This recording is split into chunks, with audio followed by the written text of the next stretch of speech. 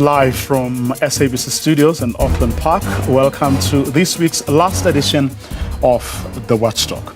My name is Vuyo Mvogo, and on the show tonight, the political week that was. Our panel for this evening looks at various incidents, occurrences, pronouncements, utterances we heard and saw this week. Not only what they could all be telling us about the state of politics in South Africa today, but also the possibility that they could well shape discourse over the next couple of years leading to the 2024 elections. That is our focus tonight on this episode of The Watchdog, which starts now.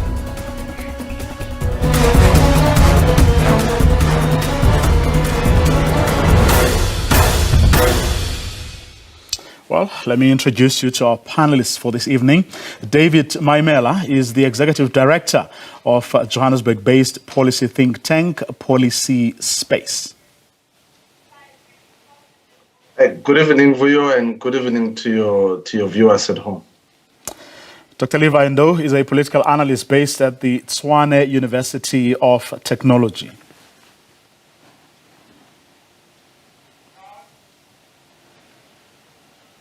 Please unmute, Prof. And of course, Professor Begim Gomez-Zulu is a politics lecturer and analyst based at the University of the Western Cape. Welcome to you too, Prof. Good evening, my brother, and good evening to our viewers, and good evening to my colleagues as well.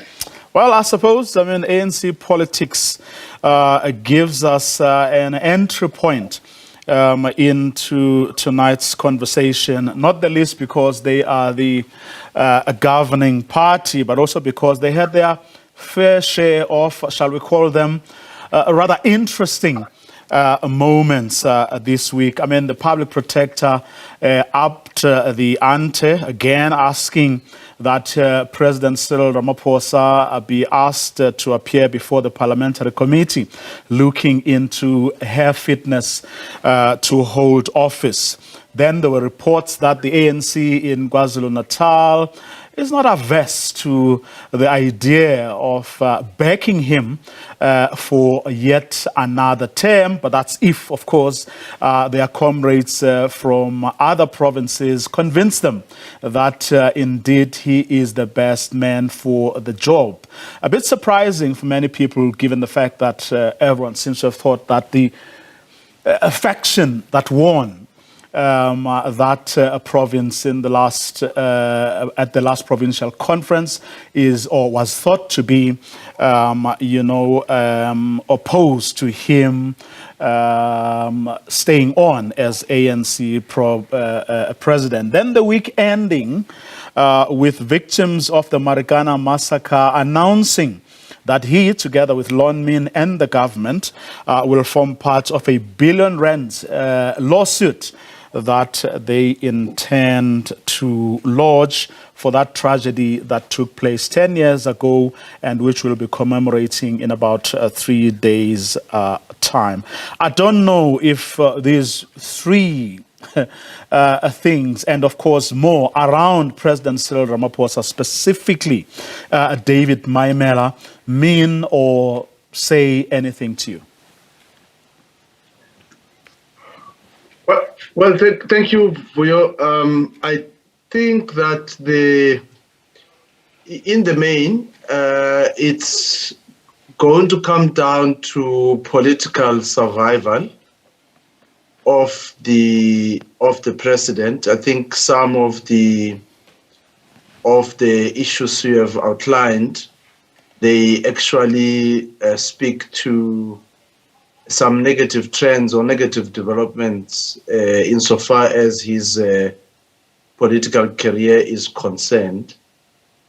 So what I've looked at in particular when it comes to the issue that relates to the Pala Pala farm allegations, if you look at it, if you like, I mean, there are two ways of looking at it if he's to survive that at all.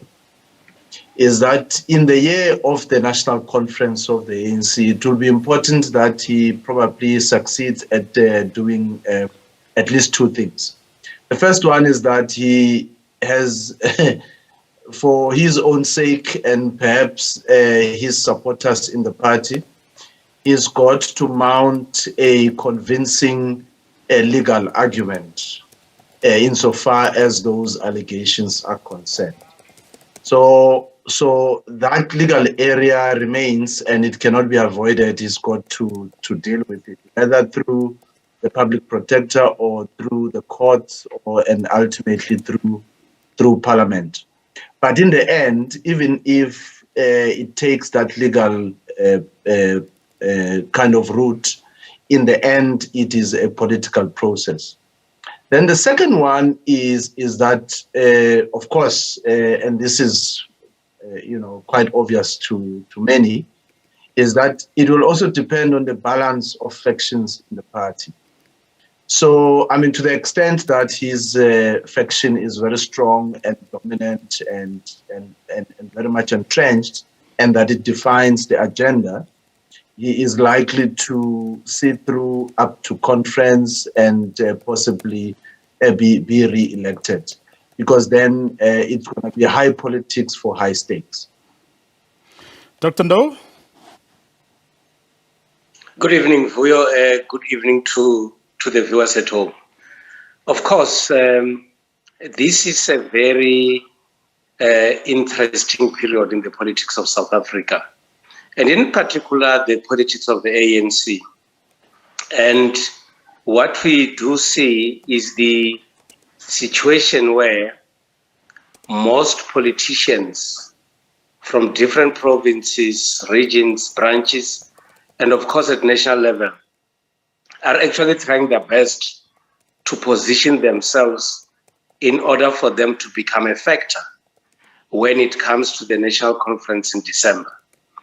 I fully agree with my colleague, Mr. Maimela, that with all these challenges surrounding the president, it will require a lot of work to be done in order to see President Ramaphosa in a different light, looking at the number of issues that are being raised surrounding him. Of course, there is something you cannot ignore, which is the voice of public opinion.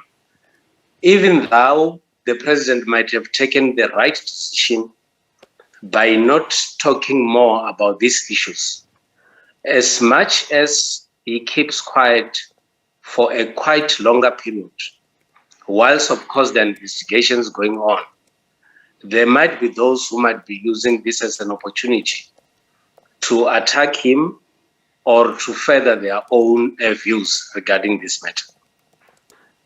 Another aspect that for me has been quite interesting is what you raised, the issue that talks to the politics of KwaZulu-Natal. That if you look at the trend that has been going on in South Africa, in many other provinces, is that post a provincial conference, we have not observed people moving out of office or those that are in government being removed and be replaced by those who have been elected. There has been a trend in Mpumalanga where the PEC came in and the PEC had to focus on its responsibilities and those who in government had to continue doing their work. Gauteng has actually done the same. David Makura is nowhere. He's not even in the PEC, but he continues to run the affairs of government as the premier. But when you come to KwaZulu-Natal, few days after the conference, you have the premier resigning. You have other members of the executive committee being moved out of government either they've resigned or they've been moved. But that also then talks to KwaZulu-Natal having to do its things in a different manner. And that will require, of course, a lot of explanation on the part of the leadership of the ANC in KwaZulu-Natal, because people will continue to ask questions whether Zikalala has been forced to resign or whether he actually did that voluntarily. That is the question that the leadership of KwaZulu-Natal will constantly be required to answer. For you, Professor Mngomezulu?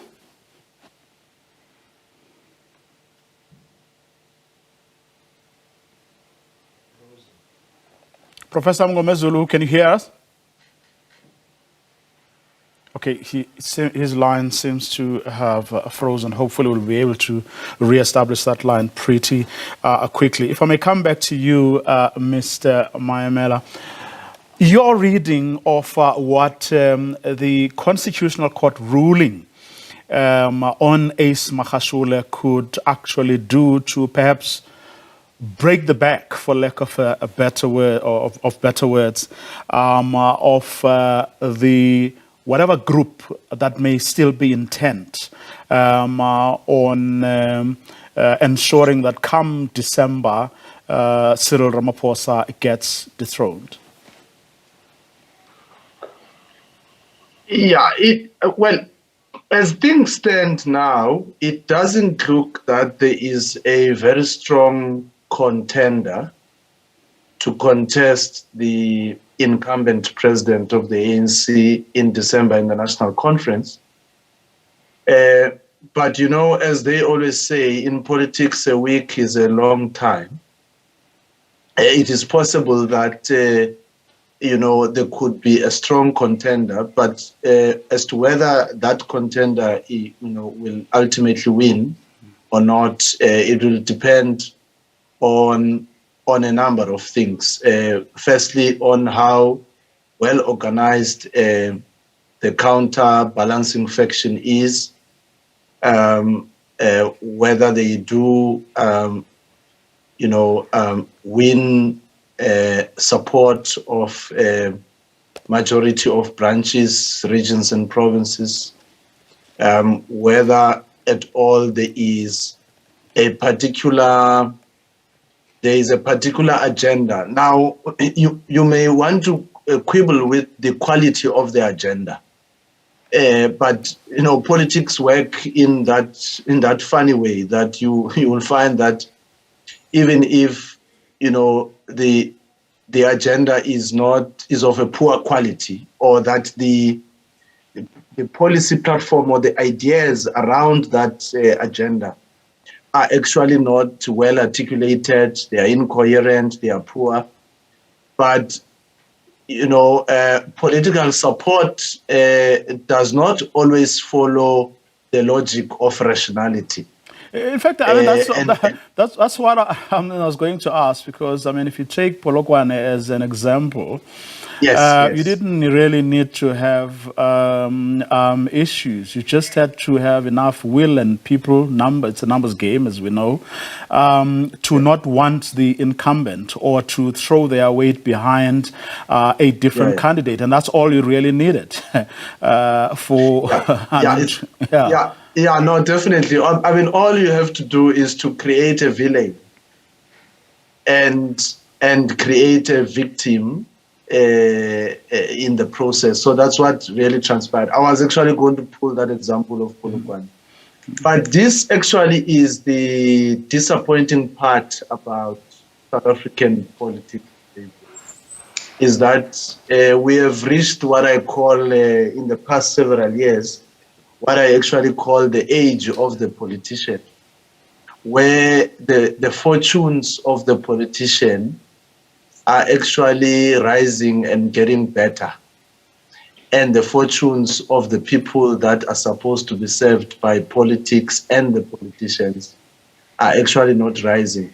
So if you look at the quality of standards of the politician, it's doing quite very well by all indications. But if you look at, as you might have seen with Stats SA numbers, that in the past 10 years or so, poverty has worsened in the country. So, so you are at that stage where it's, about Puma Singene, and then it's a contest of who's more beautiful than the other.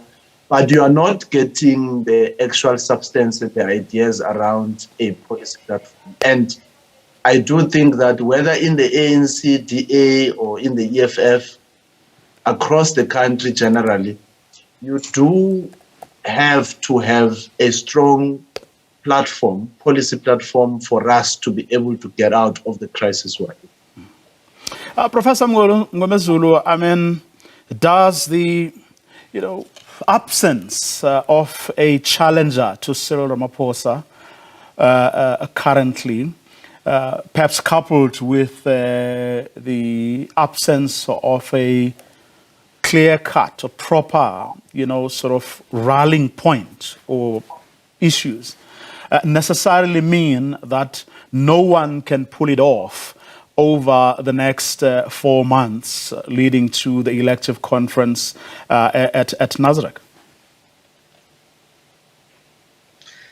Not at all, Putvuyo. First of all, sorry about the connection problem. No I think worries. I forgot to charge my my router. No, honestly speaking, I don't believe so, because for once, politics is a very dirty game. We know that by now. Yesterday, in fact, I was saying to some colleagues that if you are a politician, the best advice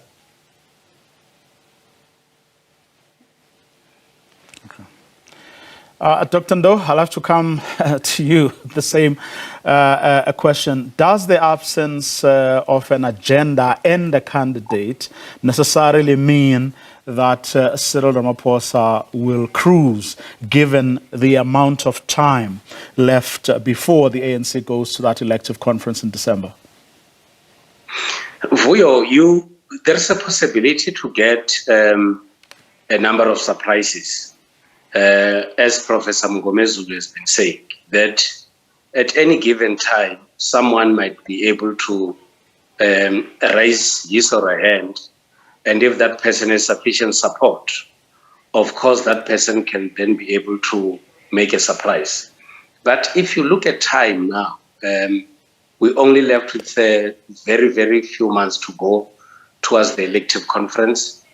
And the fortunate or an unfortunate situation is that a number of provinces have already made their pronouncements. And what might be the challenge for Ramaphosa to get the second term in the party might be the issues that we started discussing earlier on, the issues that relates to the Para issue, and all these few surrounding issues. It also appears as if there is no other contender that has actually raised their hand and make it known that indeed I am available to contest President Ramaphosa. If that was the case, there would have been a way that we would know about that. Of course, there are names that have been raised. Former Health Minister Dr. Mkhize. There has been the name of Lindiwe Sisulu, amongst others that have actually shown ambition. But what we mostly hear are issues that relates to other positions except that of the presidency. I have to go back, Vuyo, to the issue that you raised about the suspended SG. I think my view is that you don't necessarily have to always pursue these legal issues, because equally they appear to be further weakening the suspended Secretary General of the ANC, especially when the ANC has had a principle that says that those who take the party to court are actually defined differently by the party. And if you constantly take the matters to court and you don't make it, it actually weakens his position or his appetite to go back to the party. And this, of course, it's another big blow for the suspended SG rather of the ANC. My view is that if indeed is still a support within the party, he should actually try, or his supporters must actually try to use internal processes of the party for him to be able to be brought back into the party. Unfortunately now, as matters goes now, you will also then get a situation where even those who might have appeared to support him might also be weakened by the actions that he is constantly taking to courts, and he still does not make it. Professor Mngomezulu, I'm hoping you're back this time around on a more stable line. Could it be then that KwaZulu-Natal looked at all scenarios and saw how, with all his pala stuff, the Cyril Ramaphosa remains the strongest candidate? And given the fact that there is no one yet who has come through to actually, stand against him or raise their names, or as a candidate who could actually stand against them. And given the reality that the ANC is in a much weaker, perhaps the weakest, in fact, that's what Cyril Ramaphosa himself said at that policy conference a couple of weeks ago, that the ANC is at its weakest. Then a province like KwaZulu-Natal, even though they may have wanted to pursue a different course, looks at the situation and sees that the odds are stashed against themselves, but also against the ANC in the forthcoming election, national and provincial election in a couple of years' time. Then they would have had to bite the bullet, having read the situation and thought, you know what? We need the ANC to stay in power, whatever the factional battles and issues. Hence, they are now speaking the language we saw them with their chairperson speaking this week. You know what, Budvoyo? I think we are being too simplistic about this issue. It's more complex than it appears at face value. First of all, my view is that our president, that is the president of the country, not just the president of the ANC, has never been a strong candidate from my perspective. And I'll tell you why. I know that there are people who don't like when I make these statements, to the extent that some even don't shy away from saying that I hate the president, which I find very uncomfortable. But the reality of the matter is our president won in 2017 with just 179 votes. All of us know that. It's out there in the open. I'm not making up the numbers. That is the first point. And then starting from 2017 up to now, we have to ask the question, has the president amassed more power, or has he even taken a compromised position due to the number of issues that my colleagues have just been alluding to, including the Pala matter, the Marikana issue also doesn't want to disappear, and a lot of other issues. And then with the president himself admitting that the ANC that he inherited in 2017 is now at its weakest form. The question then is, under whose leadership did the ANC arrive at this point? So if you put all those, I've not mentioned all the points, but if you put just the points I've mentioned together, then that leads me to the conclusion that our president at the moment is not the strongest candidate. But then coming to your point that it looks like there is no contender at the moment, you are absolutely right. But then we have to ask another question. Why is that the case? Has the ANC opened an opportunity for branches and provinces to nominate presidential candidates? Unless I've missed something, as far as I know, they've not done that. So then my understanding, therefore, is that once that opportunity has been given to the provinces and the branches to do that, you might find that a couple of names will surface. And then even if those names are not the strongest, but if they find the president also in a compromised position, they might surprise you and then end up winning in December. So at the moment, as things stand at the moment, my understanding is that the reason why we're talking about the president of the ANC and the president of the country is because he is the incumbent. So it doesn't have to indicate whether he's available or not. We just assume that because he has served one term, he will still be available to serve another term on condition that his party members suggest that his name should be put on the list. But then once the process is open, you will be surprised. And politics is a very dirty game, as I was saying earlier on, which means that anything can happen between now and November, not even December, between now and November. And then, of course, you might be surprised to find that some names surface and then people vote for them, not because they're the strongest candidates, but because maybe they have issues with the current president. And then the end result would not be what most people would expect. So just watch the space. But then, Prof, I mean, if you look back, for example, at Polokwane, where, the challenger beat the incumbent. There was a dress rehearsal for that a couple of years before. So there was a great deal of time for consolidation. In fact, tax was essentially, a dress rehearsal for Polokwane, because remember, even among those people who didn't want Thabo Mbeki and were keen to support an alternative candidate, irrespective of who they are, because that's what they coalesced around. There were doubting Thomases there. There were people who weren't sure whether that would, in fact, they could pull something like that out, because to go against an incumbent, however strong or weak, is not an easy thing to do. But time was a big factor in making Polokwane happen, number one. And if you go back also to what happened in Bloemfontein, for example, where Kgalema Motlanthe challenged. Again, time played a big part, in there. Whereas the situation is different this time around, no matter how weak the incumbent may perhaps be.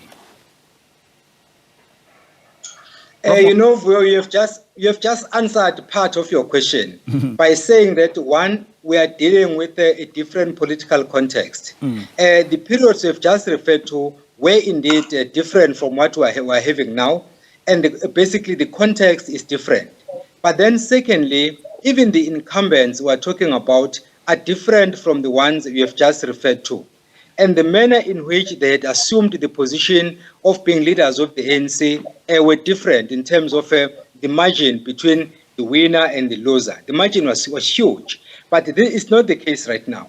And then thirdly, one of the perceptions out there is that the moment you try to stand against the president, you are then faced with a number of challenges, most of which are legal in nature. And then once that happens, then of course the ANC resolution, 2017 resolution, the step aside resolution then kicks in. So you might find that there are people who might be wanting to challenge the president, but they are strategically lying low, as it were, until the time is right, with the understanding that they might in fact stand a better chance than if they were to do it now. Because if you do it now, like the likes of Ace Magashule, for example, did, then you know what the end result was. And then, of course, there might be people who might be reading the situation from that angle. The incumbents that you are referring to has a number of reference points. A recent case, for example, is that of the premier of my province in the name of Sihlezi Galala. He was an incumbent, but he lost to Siboniso Duma. And then you look at the American case, Trump was the incumbent, but then he lost, and dismally so. So basically, the point about incumbency works in two ways. One, it can assist you as an incumbent because you are occupying the position and therefore you are basically lobbying from a strong position. But then on the other hand, some of the mistakes you would have made while in office might work against you. So the incumbency issue, I think that we can look at it from both sides, that on the one hand it assists you, but then on the other hand, it is a disadvantage to you as an incumbent because you might lose a position just because of that, the fact that you are an incumbent. David Maimela, I mean, what do you think of that possibility that Prof has just raised? No, I actually choose to think differently, Vuyo. I actually think that at this stage, for the ANC as a party and for any faction in the ANC, the politics of contestations are actually meaningless in the light of losing, or the possibility of losing a general election in 2024. And I do think that it is actually this navel-gazing and inward-looking attitude that has actually sort of brought the ANC to this point. Now, if at all the various factions and leaders were to contest internally in the party, they should be contesting on the basis of who has the best ideas and the best leaders amongst themselves to take South Africa out of the current state of unemployment, poverty, and inequality. And because that is actually the true state of the nation. So the internal politics of the ANC, the EFF, or any other political party matter less to the electorate and the general population of South Africa. What South Africans are looking for is whether politics and political parties and political leaders can put forward workable ideas and programs that can actually take us out of the problems that we are facing today. So, and that is why at the moment the biggest crisis that the ANC faces is not who is a better leader and who's stronger and so on, which faction looks nicer and so on. It's a question of legitimacy of the party itself in totality. That, for almost 30 years, it has made a number of strides in different areas, a bit of steady economic growth in the first 10 to 15 years, opening up the professions, building up a middle class, although it's a contested concept and reality, but building up a black middle class. So it has done that, stabilizing the position of South Africa in the global arena. All of that is now standing in a precipice because of the legitimacy of the party, legitimacy of the ideas that the party espouses, legitimacy of the leadership it has, and whether they have got fresh ideas to take us out of the current quagmire. So, it would be good and well for people to win the battle, but the battle is in December, but the war is in 2024, and I think that's the real test for any leader or any faction. Mm-hmm.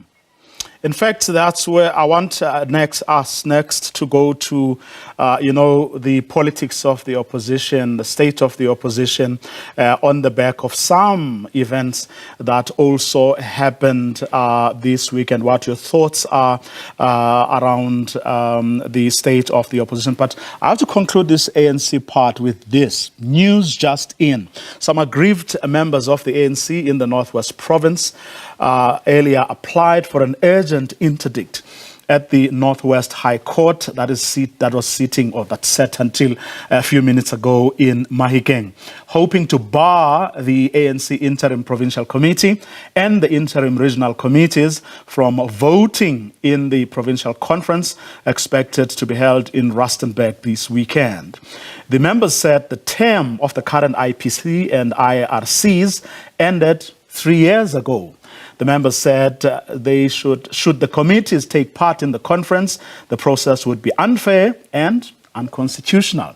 Well, the judge has just granted the interdict Our reporter Silwane Kakao is there and will be joining us a little later on to update us about what is going on. But what that effectively means, a panel, is that once again, another, ANC provincial conference is experiencing serious troubles, which again speaks to, the parlor state in which many, or at least some of the ANC provinces are in. Just your thoughts, Dr. Ndo? Vuyo, the ANC in the Northwest has been in disarray for quite some time. The IPC has been in charge of the affairs of the ANC since 2018. And that will tell you that the ANC has not had branches and effective branches, regions, and the entire structure of the ANC had collapsed in the Northwest, even though the IPC had to pull up all the pieces and ensure that at the end of the day, they move towards a conference. Equally, the Northwest Province has observed at governance level a number of state departments that had to be put under administration because they've been dysfunctional. So in the Northwest here, you have got politics of the ANC in disarray. You have got governance that has collapsed. Some of the worst performing municipalities in the Republic are found in the Northwest Province. So that tells you that the Northwest Province, it's in a very, very big crisis.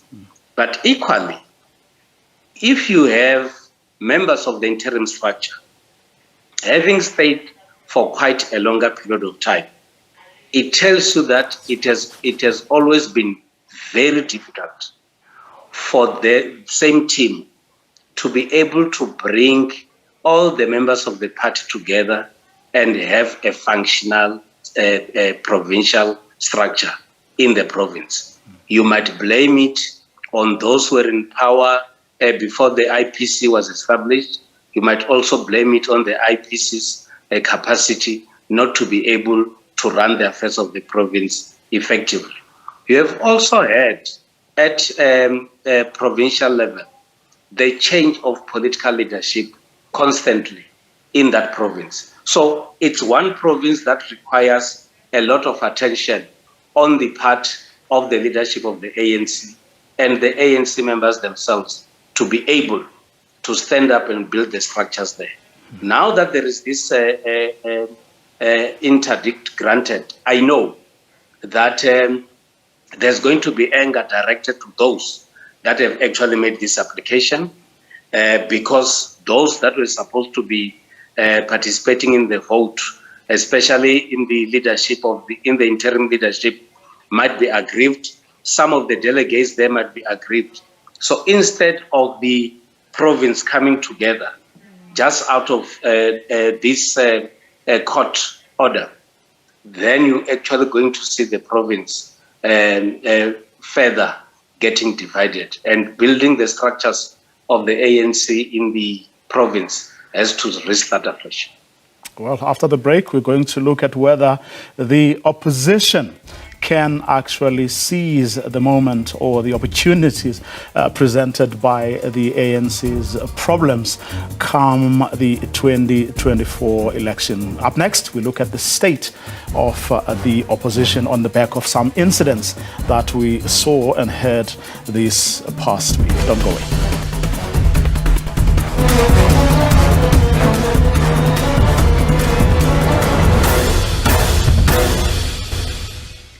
Welcome back on the show this evening. We have a panel of political analysts, Bheki Mngomezulu, Levi Ndo, and David Maimela, talking about the state of South African politics after a busy week, where lots and lots of things actually happened. We spoke earlier about, the stuff around President Cyril Ramaphosa. I want to go to the opposition. I mean, you had former DA youth leader, former DA deputy federal chairperson Makashule Ghana deciding to desert his political home after 20 years. We saw the further meltdown of COPE, some of their leaders, including the national spokesperson of the party, asking their president to step down from his parliamentary activities. No doubt a sign of, lack of, an expression of lack of confidence in his leadership abilities. We've also been seeing over the past few days Newcomer Action SA having serious problems in KwaZulu-Natal, meaning that its ability to conquer more province or supporters in other provinces beyond Gauteng is now being seriously attended. Just your thoughts on the state of the opposition and whether you reckon they are going to be able to actually, have a go at the Goliath that is the ANC. David Maimela? No, I do think that, we are the only party that, if you look at electoral support and electoral growth, the only party that has shown successive growth from general election to another so far is actually the EFF, which is a new kid on the block. The DA has grown up to about 22, 23%, right up to 2014. And in 2014, it has reached the ceiling, what we call an electoral political ceiling. It doesn't hope to go further than that. And it will only continue to be competitive in the Western Cape and in certain municipalities like Cape Town. And in the rest of the other municipalities, it will be in coalition arrangements. At the national level, if at all it is to be part of a government, it can only be through a coalition government.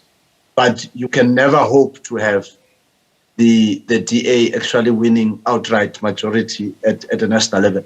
And that is because our politics, given our history and legacy, still remain highly racialized. So the issue of race is still quite a very big thing in terms of electoral choices and the behavior of the electorate.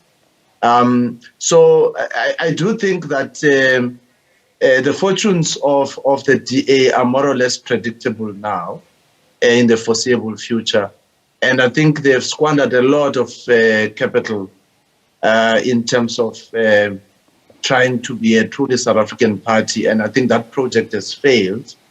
You can see the mass exodus of black leaders in the party. It has dented a lot the standing of the DA. Professor Mngomezulu, do you share the thought that this is the beginning of the end for the official opposition, the DA? No, absolutely. Maybe let me just start off by picking up from where Dr. Ndo left off. With regards to the DA. The DA made a political suicide the moment it came up with the view that race and gender will not matter in its politics. I said it at the time, and I'm repeating it now.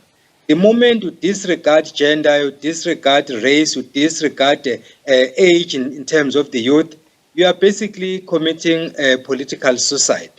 Because the history of this country was built on race, and there is no way you can run away from that. And if you think that we have been a democratic country for about 28 years, you are basically missing the point. Look at America. Since when did they have their democracy? And is race an insignificant factor? My answer is definitely no. And having a state in the US, I understand the politics of that country more than I did before I went there. So the reality of the matter is that race and gender will always be part of our politics. Now, to come back to the point that Dr. Ndo is making, he's absolutely right. One of the reasons why the ANC is becoming complacent is partly because of its own making, but it's also partly because of the role played by the opposition political parties, or the role that they are not playing. Because ordinarily, in a democratic dispensation, if you are in opposition, you always project yourself as an alternative to the governing party. But we don't see that happening. We are talking about the DA deliberately because it is the official opposition, and we don't see the DA playing that role. In fact, by its own admission, it hinted that it wanted to retain the Western Cape. That is before the 2019 general election. It wanted to retain the Western Cape, and then it was also dreaming of taking Gauteng and then possibly the Northern Cape, and that's it. And you cannot run this country if you are only relying on 3 provinces, because even those provinces, by the way, they are not in the bag. We are just counting on the majority of votes in those 3 provinces. What about the other 6? So definitely that rules the DA out. So that is why I agree with my colleague. With the EFF at the moment, I've had an opportunity to talk to some of the provincial leaders of the EFF and some of the national leaders when we were meeting at the Provincial Results Operation Center in 2019. I was saying to them, you know what, you are pressing the right buttons, you are making the correct noises, but the problem is that you are too radical. And in the case of KwaZulu-Natal, I don't see you growing with a radical stance, simply because the majority of people, not all of them, but the majority of people in KwaZulu-Natal are still, in fact, respectful of the elders, and they also choose their words whenever they talk to elderly people, and even when they engage other political parties. So if you correct that, you are on the verge of becoming the official opposition. I said it then, and I can, in fact, comfortably say it even now, that I see the EFF in a few years to come replacing the DA as the official opposition.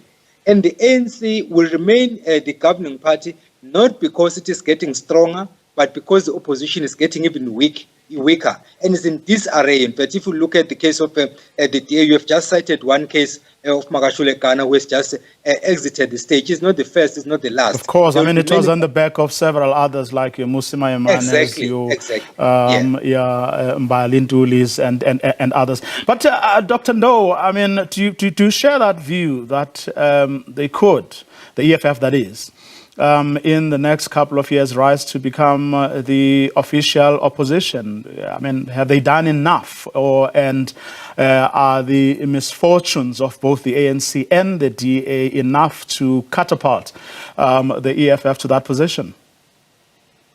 Well, I think if you look at the other political parties in South Africa, the UDM, COPE, the ACDP and other political parties, instead of them growing, they're actually going down. And the EFF has an ambition that by 2022, they should have recruited at least 1 million members. And that is an ambitious position from an ambitious political party. And of course, if you have the DA constantly losing influential black leaders, it actually weakens the Democratic Alliance in terms of support at the polls, because the majority of South Africans who are black would constantly ask the question that says, why have you had black leaders joining you, and after a very, very short space of time, they actually leave the party? That is the answer, that is the question that will constantly be raised to the Democratic Alliance. The other question that one would ask would be to say, are our political parties in the oppositions prepared to run the country, or are they comfortable as being the opposition? I ask this question because there is a constant voice that comes from the opposition that says, all we want to do is to weaken the ANC, and we actually stay there as an opposition. So by that only, you might then find some of the political parties saying that we don't actually need many numbers, as long as we are actually being represented in parliament. Whatever kind of noise we make, it doesn't matter, as long as we've got a representation in parliament. But equally, the leaders that have been elected in the different provinces of the ANC should actually remember that those that became premiers in those provinces actually campaigned and made the ANC win. So it's not just going to be a walk on the path for those that are going to assume responsibilities in the Northwest and other provinces, because they have to go out and work to ensure that they actually become premiers and MECs in those provinces. Smaller as they may be, I mean, David Maimela, the rest, of the opposition parties, and with all the challenges that both Prof. Ngomezulu and Dr. Ndo have outlined, do we rule them out as significant players? And I'm also saying this on the back of, you've seen the IFPs, yes, slow and in numbers terms small, but it is a comeback nevertheless. You're seeing the FF Plus, kind of rising again. Of course, some people have said it's on the back of, disillusioned DA members or former members and so on. You've also seen like new parties, capturing more than one seat, in the National Assembly. So, do we rule those out, and the impact or the effect they have on the broader sort of body politic, but also on parliamentary politics? Do we say because you have one or two MPs, you don't really matter? No, the future of South African politics lies more in the center, neither in the extreme left or the extreme right. And parties like Action SA are finding themselves on the extreme right, Freedom Front, and the DA is also on the right of the political spectrum. And the EFF, of course, finds itself on the left, at least rhetorically, with the topic for another day. But any party that has prospects of succeeding in the political field in South Africa needs to move or adopt more of a social democratic type of policy platform that does not ignore the fundamentals of the historical injustice, questions of course, land, questions of equality, poverty, full employment, and those type of things. So it doesn't, even for the ANC itself, it's not even sufficient for it to look at social protections such as social grants. It has to go beyond that and really fundamentally deal with issues of reducing the cost of living, making sure that they drive a coherent and a sustainable program of development, making sure that the economy is inclusive and that entrepreneurship is actually genuine, and we've got a real national bourgeoisie class, or rather a black industrial class, as they normally say it, so that we can really prove Frantz Fanon wrong in the wretched of the earth. But I think in the end, if you don't do that, you are not likely to succeed. And so that's why even the ANC itself, when it is soul-searching and it's dealing with renewal and trying to reposition itself, it's got to actually deal with those questions. Itself, as an incumbent party, cannot avoid those questions. So any other party that hopes to be successful in the political space in South Africa has to actually attend to that. Okay, some interesting comments on our Twitter timeline. In the seconds I have left, I'm going to read a few. Pity we can't put them up on screen because all our panelists are online.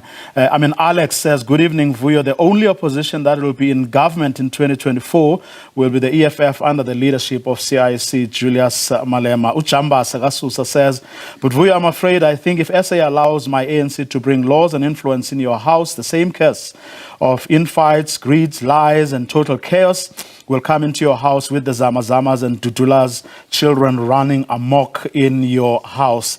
Biliato says, "In South Africa, we don't have leaders with a purpose or passion. Ask any leader about their passion for South Africa. No one has, otherwise they would be pushing it once in office. At least EFF has, which is black consciousness." Another tweet says, watching SABC News. Okay, I can't see that. But then, anyway, I mean, some comments really from some of the people who have been watching. Let me thank our panel of political analysts, Beki Mgomezulu, Levi Ndo, and David Maimela for talking to us about the state of politics in South Africa this week, on the back, of course, of various incidents, various things that we heard. And the question we're posing was whether these things mean anything going into the future, whether it's the ANC's elective conference in about 4 months' time, or the national and provincial election in 4 years' time. But that's our show for tonight. I hope you have a great weekend, and till we meet again on Monday, have a great time.